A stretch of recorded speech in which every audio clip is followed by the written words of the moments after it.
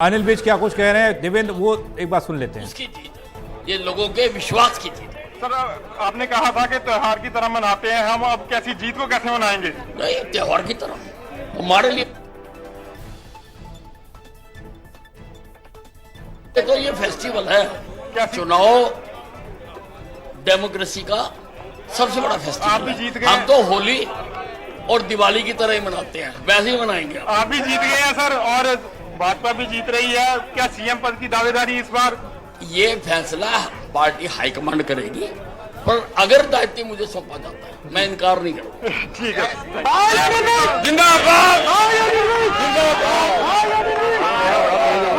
अनिल विज को आप सुन रहे थे। अनिल विज ने जीत हासिल की है। अनिल विज को बधाई भी दी गई और साथ में ये भी पूछ लिया गया कि आपने मुख्यमंत्री पद की दावेदारी की है। हाईकमान के फैसले के साथ वो हैं, लेकिन उन्होंने कहा कि अगर उन्हें जिम्मेदारी दी गई तो कोई बात नहीं, वो उस फैसले से भी राजी हैं और जिम्मेदारी दी गई तो बढ़िया तरीके से काम करें।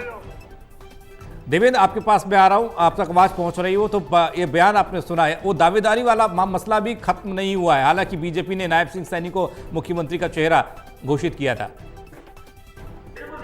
बीजेपी ने अमित शाह जी ने बड़े नेता हैं, 2 नंबर के हैं सरकार में भी और पार्टी में भी। अमित शाह जी ने कहा था कि बीजेपी की सरकार बनती तो हमारा सीएम पेश नायब सैनी पर उन्हीं के फेस पर ही चुनाव लड़ा गया, क्योंकि ओबीसी वोट वाला मसला था। 30% वोट ओबीसी के है और उसका एक बड़ा हिस्सा इस जीत में भी साबित हुआ है। जो रणनीति बनी थी, जो पार्टी ने योजना बनाई थी।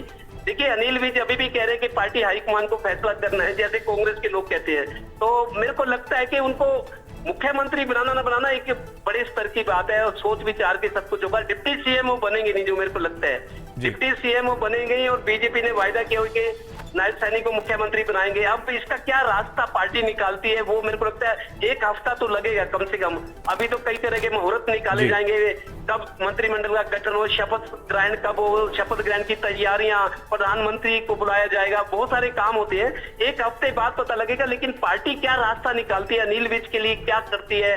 और नायब सैनी को मुख्यमंत्री बनाना है, डिप्टी सीएम अनिल विज बनने नहीं चाहेंगे, मेरे को जहां तक लगता है अपनी सीनियरिटी के हिसाब से। तो पार्टी कोई ना कोई रास्ता निकालती है। फिलहाल तो जीत का जश्न है, अगले 2-3 दिन में, 1-2 दिन में कुछ चीजें क्लियर होंगी।